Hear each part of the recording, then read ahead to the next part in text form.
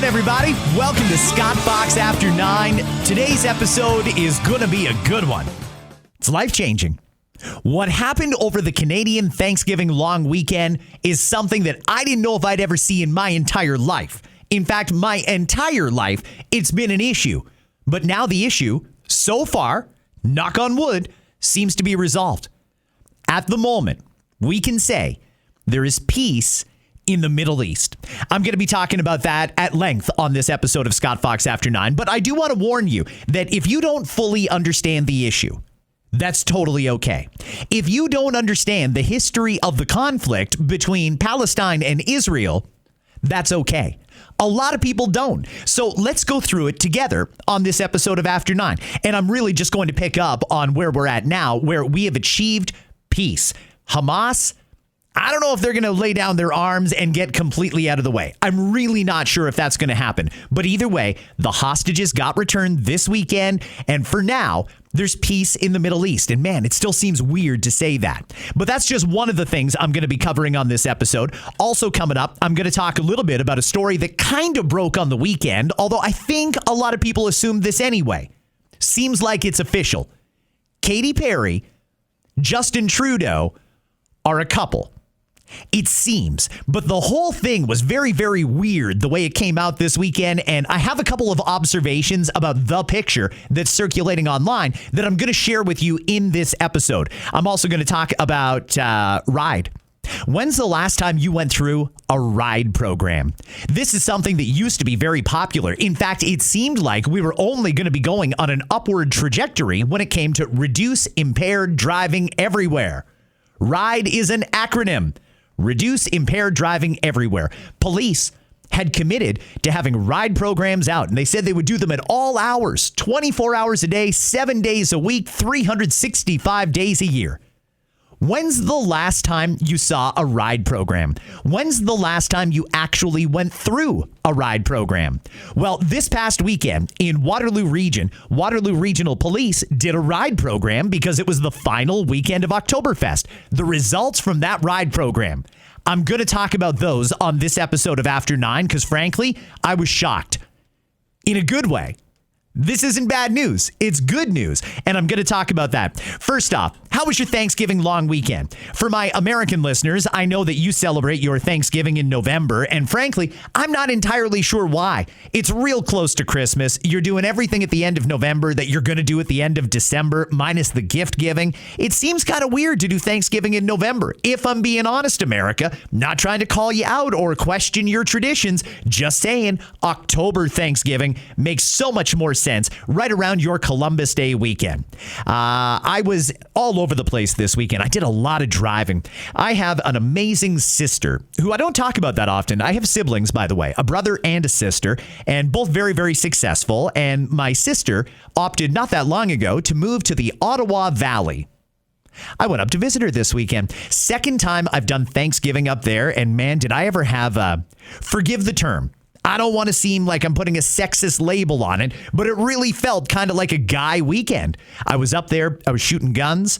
I went fishing, cooked a turkey. It was a real good weekend. And I'll tell you, the fishing in the Ottawa River is great.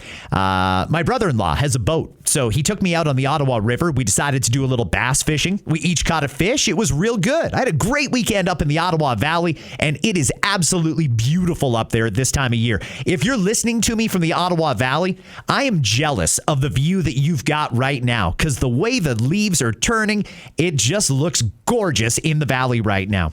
Then I came back to the GTA to do my in-laws Thanksgiving, and that was great too. In fact, I do need to do a shout out here to my sister-in-law. This is my girlfriend's sister-in-law as well. Last year, and I don't even remember doing this, but apparently last year on the podcast, I commented after being at their place for Thanksgiving that it's weird to serve corn on the cob with no butter. And not that butter is the be-all and end-all, but it certainly does enhance it just a little bit. Well, wouldn't you know, she heard that episode and made a mental note so that this year, when Thanksgiving rolled around, there was a big bowl of butter for Scott to dip his corn on the cob in. Sometimes I forget I've got a little influence from time to time in the podcast, and I didn't realize that also works with family. So thank you very much to my extended family, the in-laws, for doing a great job. And I hope that you had a great Thanksgiving as well. In fact, today and for the next couple of days, I believe we call these leftover days, where you try and use up all the leftovers that didn't get eaten on Thanksgiving. I am all about the turkey sandwich. Turkey, stuffing, potato, if you've got any left. Don't be afraid to put it on a sandwich. I know we're putting carbs on carbs on carbs, but it really is delicious. Throw some gravy on there, maybe a little bit of cranberry, and you've got yourself a lovely sandwich. Might have to eat your depression away, too, if you're a Blue Jays fan, a Bills fan, or a Maple Leafs fan. Yesterday, I was really looking forward to it. I mean, the way the TV schedule lined up was amazing. You had the Leafs playing the Detroit Red Wings at 2, followed by the Jays playing at 5, followed by the Buffalo Bills playing at 7. And I thought, wow, this is going to be a great weekend. Yeah, it was terrible. It was just awful. I mean, the Jays are down 0-2 against Seattle. And I don't know if that's all that surprising. I mean, I haven't talked to too many hardcore Jays fans that are really into the stats and analytics. It seems like the Jays are getting grossly outplayed. It also seemed like our two best hopes, Gosman and Yasavage, on the mound, have already been used, and they both came up with losses. So I don't know where the rest of this series is going, but I've certainly felt a shift in the mood here in the greater Toronto area. It went from go Jays go, we're going to win the World Series, down to I hope they win at least one. Talk about lowering the bar instantly. The management on the Jays, and I'm sure the Jays players are very confident in themselves that they can dig themselves out of an 0-2 hole and come back and win this best of 7 series. Seattle still needs to beat them 2 more times. But it's not looking good when you're down 0-2 heading to Seattle for 3 games. The Toronto Maple Leafs, they were supposed to be much better by getting rid of a very good hockey player. They said it was addition by subtraction. Taking away one of the best hockey players in Mitch Marner was in some way supposed to make them a better hockey team. Doesn't look like it so far. I mean, I'll give them a little bit of runway here. I guess they've got to figure some stuff out. But dropping 2 straight to Detroit was not a good look for the Maple Leafs. And the Buffalo Bills, they lost last night, too, to the Atlanta Falcons, proving my point once again that it's highly probable that football is probably fixed. Oh, are you hearing that for the first time, or have you thought that yourself? Football is probably fixed. I don't know if it is or isn't, but you know, sometimes things happen that just seem so preposterous, so pie in the sky. This is the year the Buffalo Bills are supposed to win it all. And then they drop 2 straight against teams they probably should have beat. They are wasting the talent of Josh Allen, and they better figure it out. Those better be the only 2 losses of the season. That's what I'll say about that. All right, that's a little bit of sports there for you. I've told you what's coming up in the pod. Now let's get into it. And I'm going to preface all of this now by saying, and following up on what I said a few minutes ago, if you don't fully understand the conflict in the Middle East, that's okay. Neither do I. My entire life, I've been hearing about turmoil in the Middle East, and it usually has to do with Iraq, Iran, Syria, or Israel. And more often than not, it's involving Israel. And we all understand what happened on October the 7th, 2003. Hamas invaded Israel. They took a ton of hostages back to Gaza, and it's been a struggle for 2 years to try and get these hostages back. Well, almost 2 years to the day after that attack by Hamas against Israel, the remaining hostages that are still alive were freed. Yesterday was a huge day in our history, and I'm still hoping it holds up. It might not, but I'm hoping it will. In this episode, I'm going to highlight what happened yesterday, and I'm going to talk about some of the other angles that some people are considering based on what happened. So let's jump into it now. I'm going to start off with Israeli President Benjamin Netanyahu, Bibi, as the other leaders call him. He was addressing the Israeli parliament with President Trump sitting right beside him. President Trump, the Knesset welcomes you and your distinguished delegation to Jerusalem, our eternal capital. This is your first visit to Israel since you recognize Jerusalem as our capital and moved the embassy here. Thank you, President Trump, for that.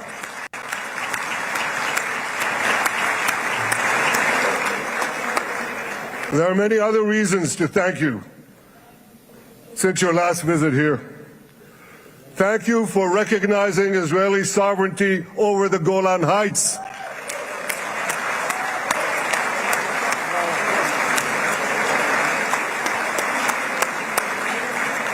Thank you for standing up to the lies against Israel in the United Nations.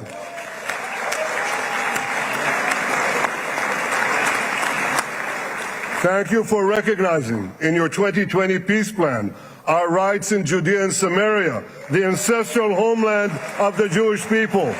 Okay, I think that's enough of Benjamin Netanyahu there. He goes on to thank the president for many, many, many different things. And then, of course, it was time for the president to get up and address Israeli lawmakers. This after word had broke that peace was imminent, a deal was done, the hostages were coming home, and President Trump was the one who successfully negotiated this deal, along with some of his counterparts throughout the Middle East. I'm told Jordan was involved, obviously Egypt was involved, and many others. I don't want to forget anybody, but there were quite a few people that were working on trying to bring stability to this very unstable region. So President Trump got up to address those lawmakers. After 2 harrowing years in darkness and captivity, 20 courageous hostages are returning to the glorious embrace of their families, and it is glorious.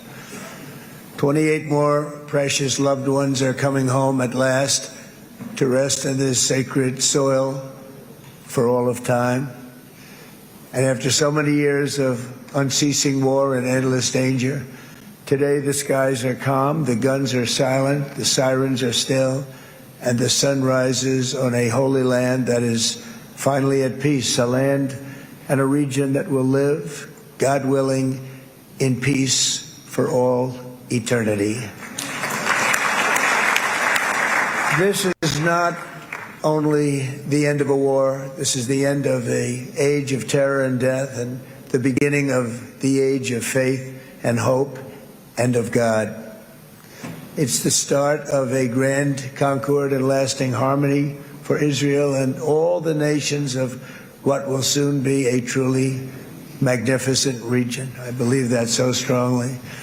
This is the historic dawn of a new Middle East. I want to express my gratitude to a man of exceptional courage and patriotism whose partnership did so much to make this momentous day possible. You know who I'm talking about. There's only one, Prime Minister Benjamin Netanyahu. Baby, please stand up. Okay, I think that's a good place to leave off there for the president's speech in Israel. Part of the reason that I'm going to play some of this for you is because I think that there was a lot of important things that got said when Trump did that very quick 36 hours in the Middle East. It might not even have been 36 hours. He was up and then in Israel, then from Israel over to Egypt, and then from Egypt right back to America in basically a day. It is incredible how quickly he turned it around. And in the speeches that he did do yesterday, he said a lot. But here's the thing. Donald Trump is not getting a lot of credit for what happened yesterday. And frankly, I think that that's wrong. I am intimately aware there's a lot of people who do not like President Trump in any way. They don't like the guy. But what I'm wondering is, if you're one of those people who does not like Trump, can you separate your personal dislike of that man and at least acknowledge that what he did in this case was something profound, something difficult, something that has people have been trying to do this for generations and it hasn't gotten done. Donald Trump got it done 7 months into his second term in office. 7 months in, Donald Trump achieved what so many presidents have tried to do before and couldn't. Going back to Nixon and Carter and Reagan and Clinton and Bush and then the other Bush, Obama, and the list goes on. Joe Biden. Nobody has been able to achieve this kind of peace until Donald Trump got it done. And again, if you don't like the guy, that's totally fine. But can you separate your dislike of Donald Trump to at least acknowledge that what he did was something profound and historic and he got peace? There have been no shortage of protests through our streets and through the streets of Europe and around the world. And what are they all chanting? Free Palestine. We have a free Palestine now. The war is over. The fighting has stopped. The bloodshed has come to an end and hostages are going home. And it only happened because Donald Trump found a way to get it done. Him and his partners in the Middle East, because I don't want to diminish the accomplishment on any part. It was Trump and his counterparts in the Middle East that got it done. You know who was actually not a very big help was us, along with the UK and France. The U.S. Secretary of State, Marco Rubio, sat down on World Over on the weekend, and he talked about that, how it was not helpful what Canada did. Have you noticed that the talks with Hamas fell apart on the day Macron made the unilateral decision that he's going to recognize a Palestinian state?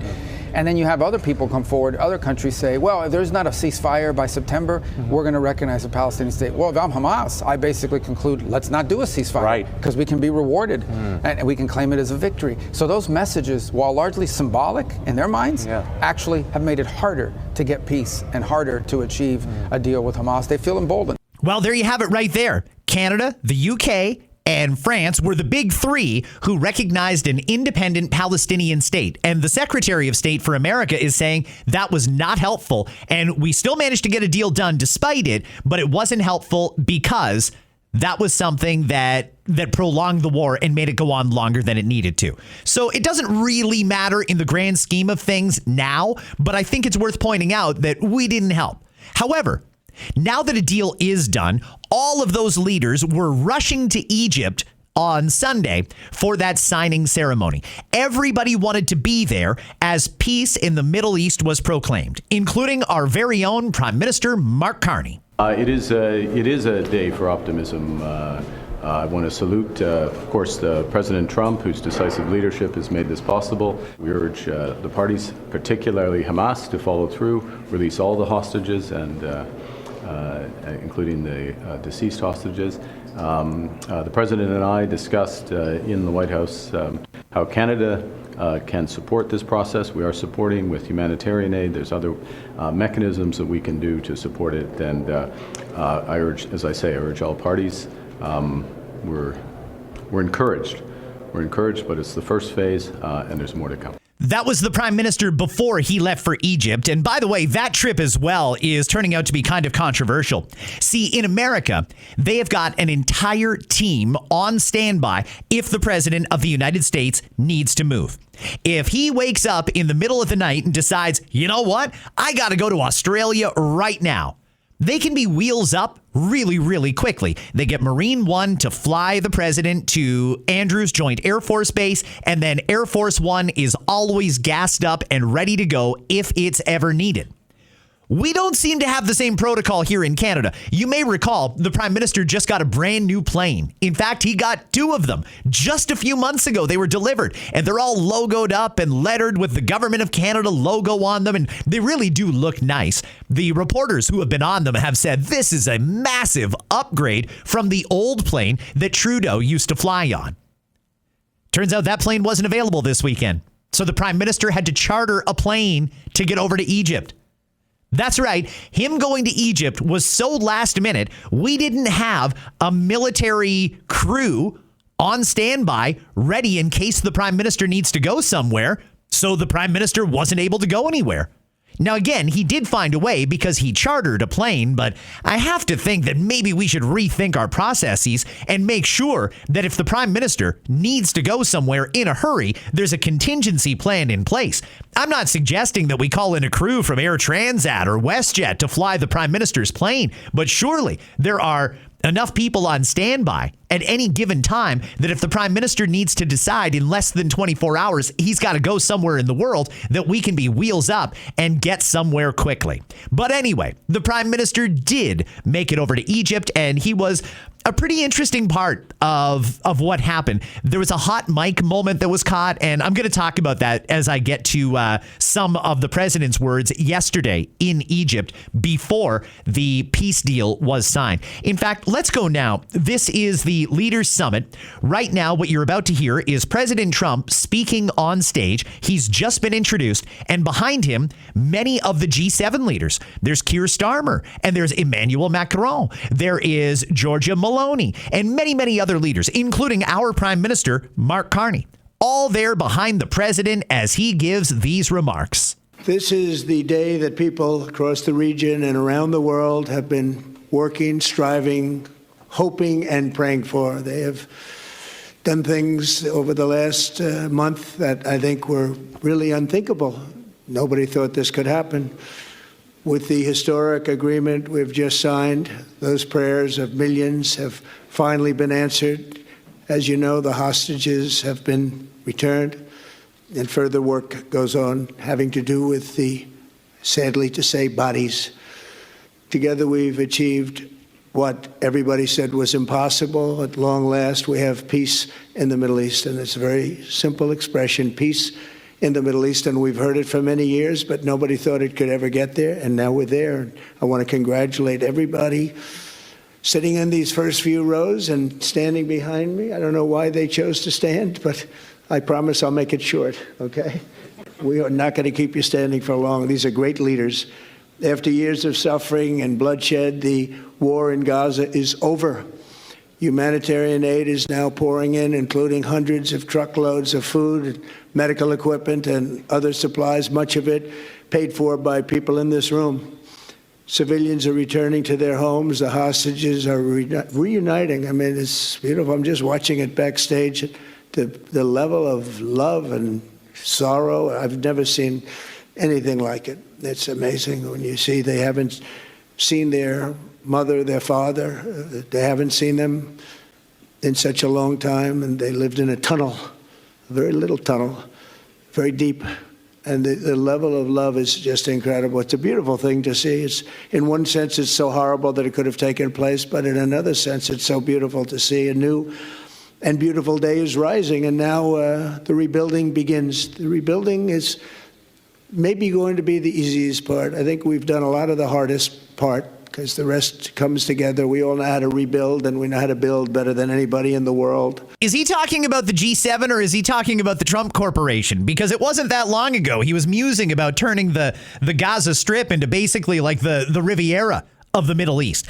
I don't know if that's part of the plan, but what he did say there was quite accurate. And I want to finish a thought that I started a few minutes ago, because I think this is an important thing to get in there.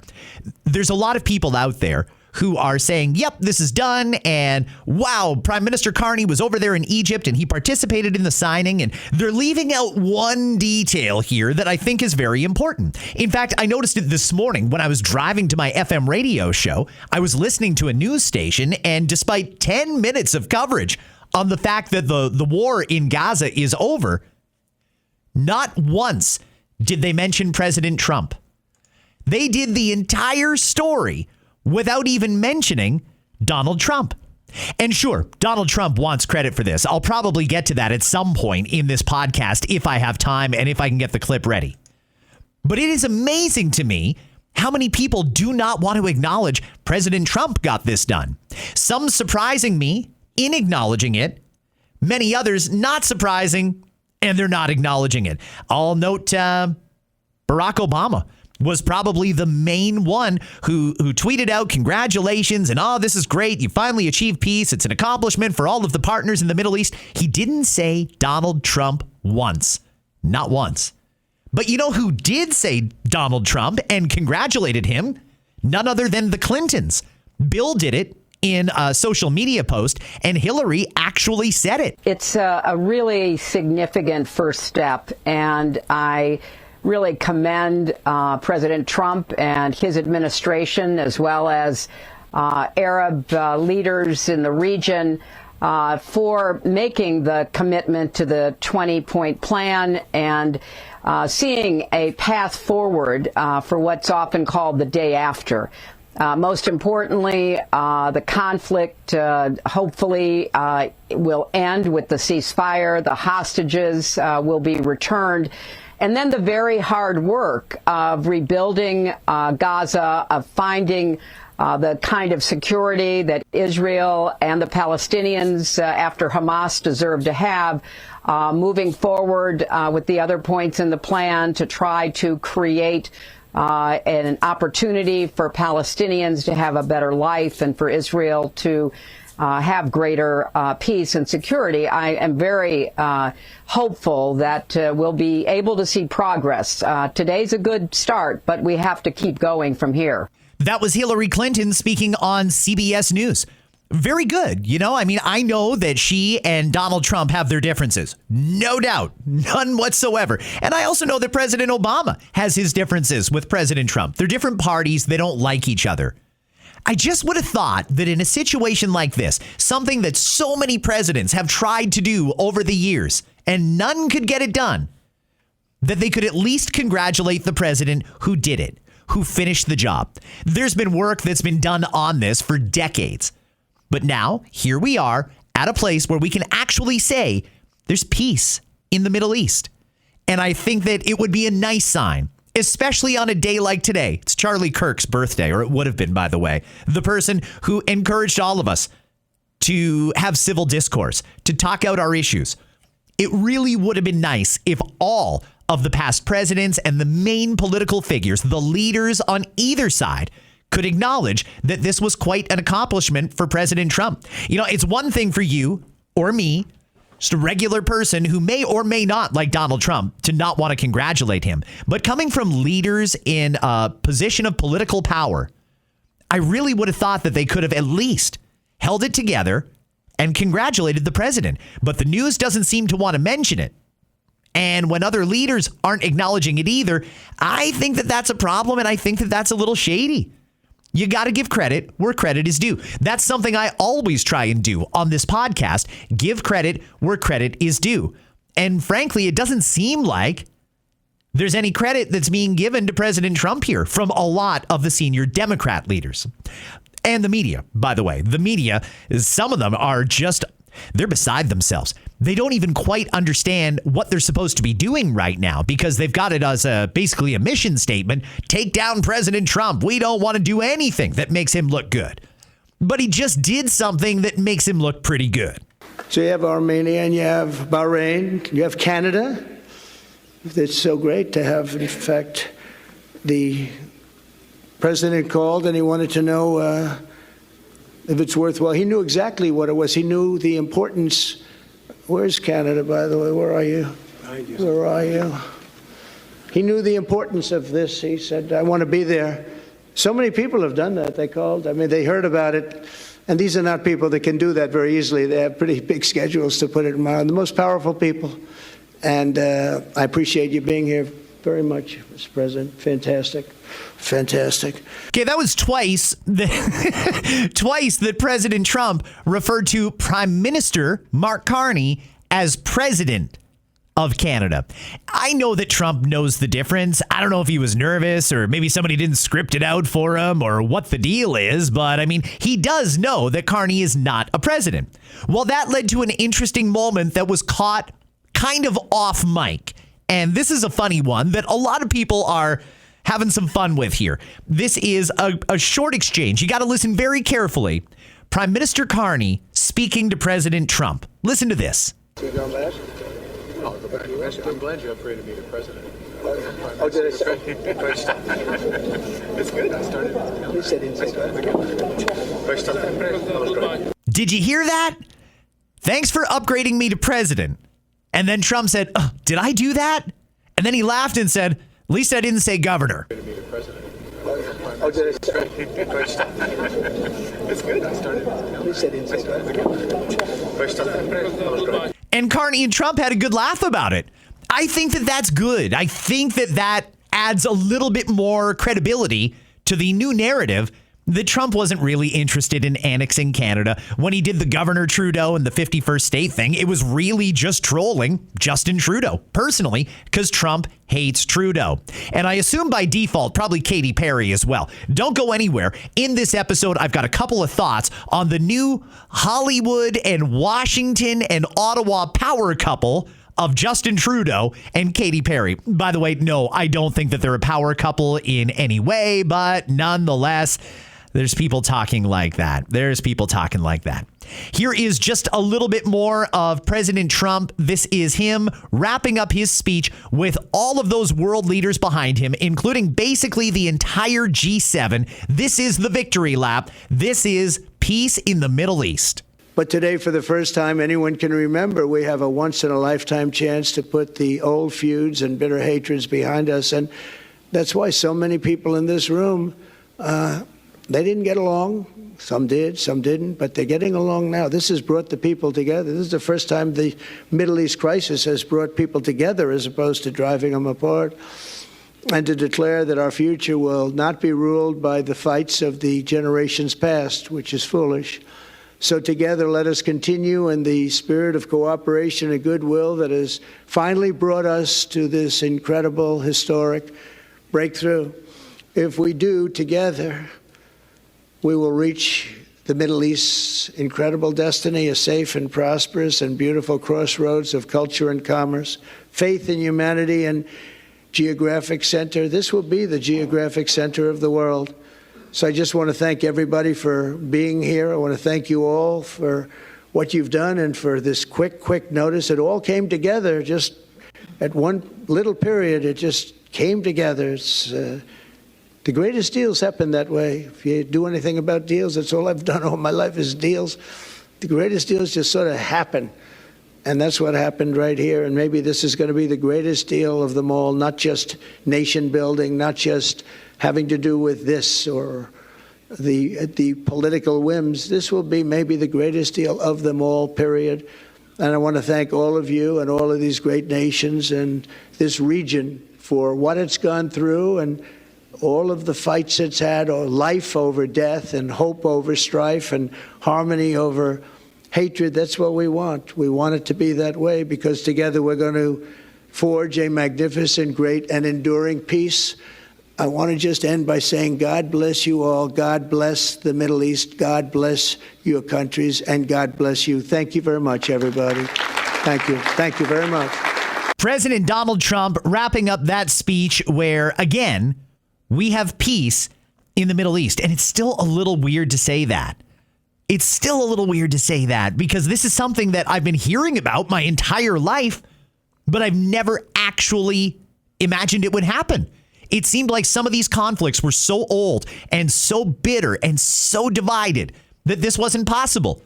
And yet here we are. But will it last? I know there's a lot of people who are skeptical, a lot of people who are. I'm going to choose optimism once again. I'm going to hope that this is it and this is the beginning of a peace and prosperity period across the Middle East. Let's get moving here. Let's create some peace and prosperity, not just for the people of the Middle East, but around the world. And this is a shining example of what can happen when there's a will. Next up, it's got to be Russia and Ukraine, right? Trump has got to do something about that. I don't think there's another leader on earth who could end that conflict other than Donald Trump. And you know what? Love him or hate him. And I know a lot of people hate him and I know a lot of people love him. So you can be on either side of that pendulum. He's probably the guy to do it. And I hope that he gets it done because we really need to get to a place where we are at peace and we are all swimming in the same direction, trying to create prosperity and end the bloodshed. Enough's enough. It's time. Let's get that war ended, and good luck to Donald Trump as he goes about that. Now, there were a couple of controversial moments. These are the ones that you're seeing on the news. These are the ones that you're seeing shared on social media today. You did not, or likely will not, see much of what I've played so far in this podcast because, again, the mainstream media, they're really hamstrung by this. They don't really know what to do.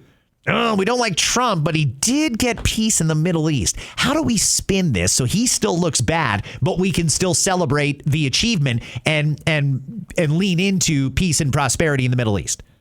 That's a serious conversation that actual journalists are having with each other. How can we make Trump look bad, but not diminish the achievement?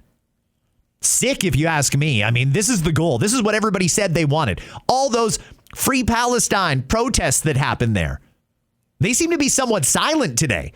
Where are all you that were demanding a ceasefire and demanding humanitarian aid get into Gaza? There is a ceasefire. Aid is getting into Gaza. I would have thought there'd at least be a thank you or congratulations, but not seeing that either. Like I said, there's a few moments that are shining on social media and ones that the mainstream media are not afraid to use. Here's one of them. It seems like Donald Trump is picking a fight here, even though I don't really think that's what he's doing. New York, I met with many of the people in this room, and it all just started coming together. I've known so many of you for so long. You're friends of mine. You're great people. I have a couple I don't like in particular, but I won't tell you who. I have actually a few of them I don't like at all, but you'll never find out who they are. Well, maybe you will, come to think of it. Huh? Who do you think it is he doesn't like? I got a couple names that come to mind, but I don't think Mark Carney's one of them. You know, I was watching the body language there between Trump and Carney, and I'm going to double down on something that I've been saying for a while. I think they truly do like each other. I think Carney likes Donald Trump. I think Donald Trump likes Mark Carney. Now, that hasn't translated into a deal for Canada yet, but I do think that on a personal level, those two like each other. I also know that Donald Trump is very, very, very influenced by the legacy of Ronald Reagan. And one of the great things about Canada and the USA in the 80s was the great relationship that Ronald Reagan had with our then Prime Minister, Brian Mulroney. I think Trump wants that too. I think he wants a Canadian prime minister he can be boys with, and it seems like Carney's the guy. And I don't think Carney's all that upset about it. I think, again, he really likes Donald Trump. I don't know what that means, though, for Carney supporters. How do you feel about that? I assume you hate Donald Trump. How does it feel when Carney is backslapping Trudeau and they're laughing and joking and touching each other on the lapel? It's a little weird, I would think, for you. I think it's nice. I like it when our leaders get along.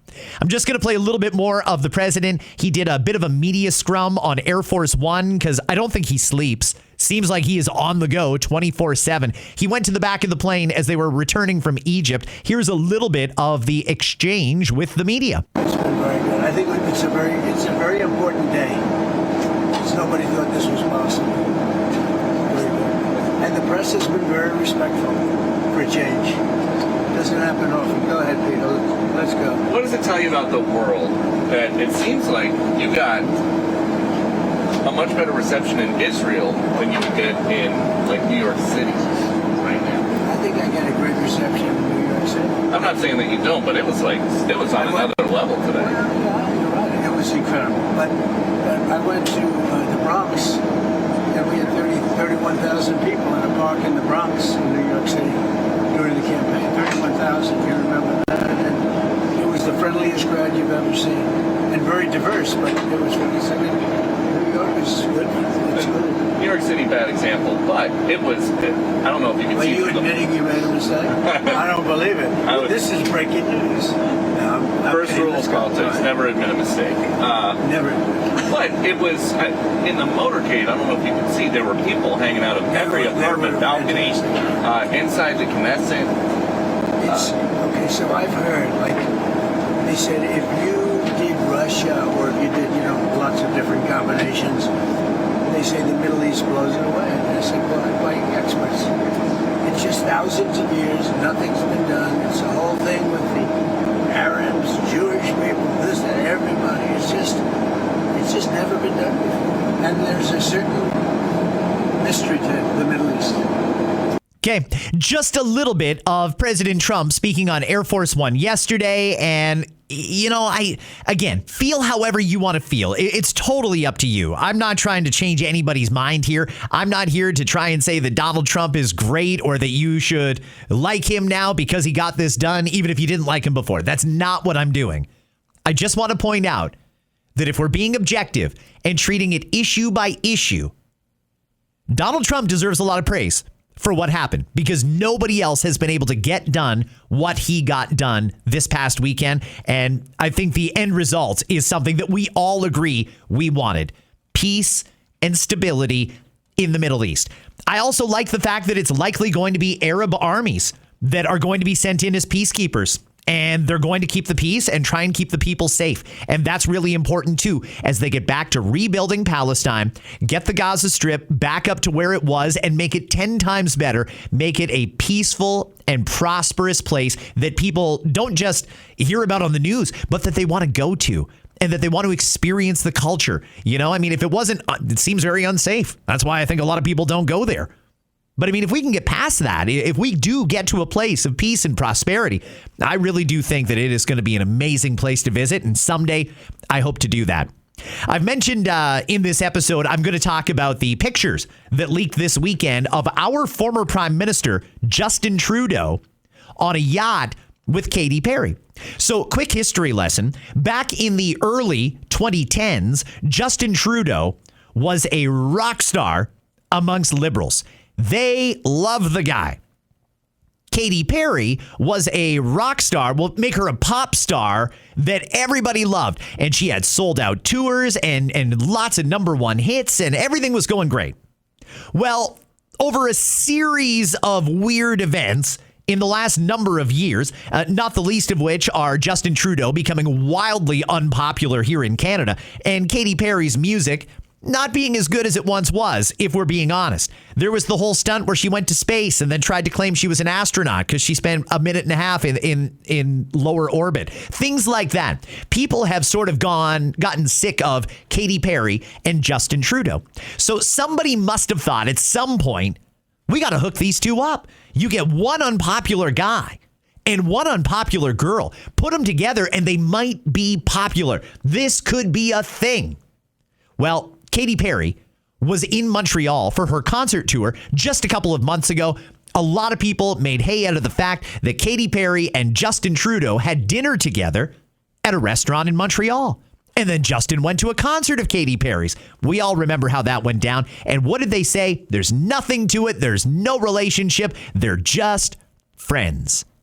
By the way, how does a former prime minister get introduced to a pop star and vice versa? How does that happen? Well, Justin Trudeau is still very, very connected in left-leaning circles. Katy Perry is also very connected politically in left-leaning circles. Katy Perry, you see her on tour and you watch her music videos. Maybe you watched her as a judge on American Idol. That's all well and good.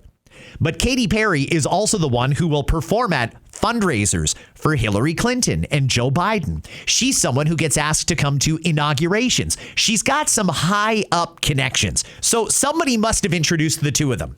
Unless this is some sort of a weird arranged marriage, somebody introduced the two of them.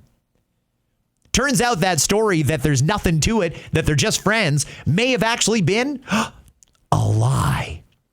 Now it's being reported by some media outlets, and I cannot independently confirm this, but some media outlets are reporting the spark between Katy Perry and Justin Trudeau may have actually begun when Katy was still with Orlando Bloom. Maybe. Is Justin Trudeau the reason that Katy's marriage didn't work out? Is Katy the reason that Justin's marriage didn't work out? I don't know. I have no idea.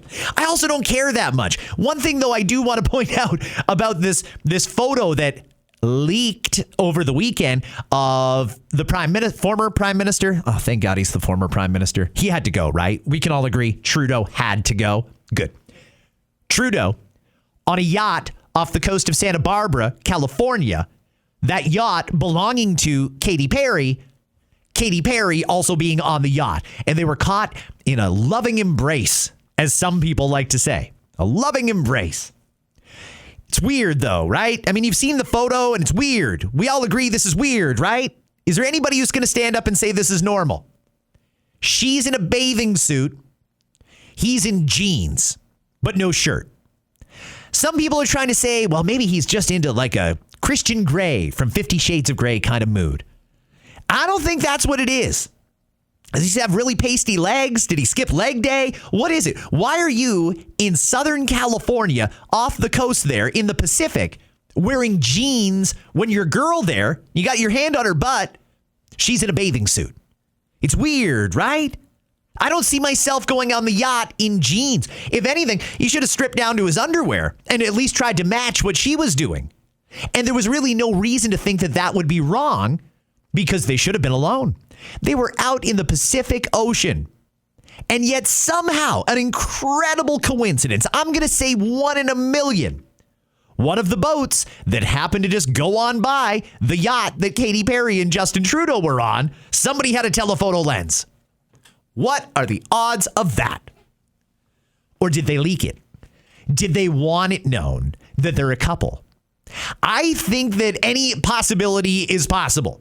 I think that if you told me, yeah, it's true, they leaked to TMZ that they were going to be on the yacht, and when they saw the other boat come up, they knew that was their moment to get their photo taken, so they got into that pose. I'd believe that if somebody told me that. It seems a little weird to just be random. When an airplane takes off, it's very easy to look up who owns that aircraft and where it's going and where it's been and that sort of thing. It's not like that with a yacht. Who would have thought that when that photo was taken just the other day, that's the moment to follow Katy Perry out into the ocean because she might have a former Canadian Prime Minister on board and he may or may not be shirtless in the photo. Seems a little contrived to me. Not saying that there's nothing there. Maybe there is. I don't know. Either way, it was kind of a weird situation. I think that they want to be a pop culture phenomenon. I think they think that they could be somewhat of a rival to Taylor Swift and Travis Kelce. They think that they could reach that level of popularity as a couple if they come out as a couple. Is that going to happen, do you think? Or are people just, they're done with Katy Perry, and in Canada anyway, we are done with Justin Trudeau? I don't know where it's going, but I will say this. As weird as that photo was, as unbelievable as it is that was purely random, that a photographer with a telephoto lens happened to be out in the middle of the ocean right beside that boat, as weird as all of that is, I'm going to say this because I think it's the fair thing to do. They do deserve privacy. If they invited that photo op to happen, well, that's totally different. But if it truly was just some eagle-eye paparazzi member chartered a boat to go out and try and get a photo like that, I think they deserve privacy, especially since this appears to be in the beginning stages of the relationship. If they were photographed without their knowledge and that photo's out there and now their relationship is out there, Trudeau's got to explain it to his kids and maybe even his ex-wife, Sophie. Katie there. I don't even know if she's fully divorced from Orlando Bloom yet. Were they even married? I don't know. I don't follow Katy Perry that much. Either way, if that truly did come out unintentionally, then I feel bad for them because everybody is entitled to a little bit of privacy. It just doesn't seem like that was a private moment that was legitimately just captured by a coincidence. You know what I mean? Last thing I want to mention on this episode of the pod is something I started mentioning when we first began the pod today. It was R.I.D.E. Reduce impaired driving everywhere. It really seemed for a while there, say in the 2000s and the early 2010s, like police were leaning into R.I.D.E. programs because they believed that having officers out there showing that R.I.D.E. can happen at any time, day or night, 24/7, would lead to less people driving impaired. When's the last time you went through a R.I.D.E. program? Because it's been years for me.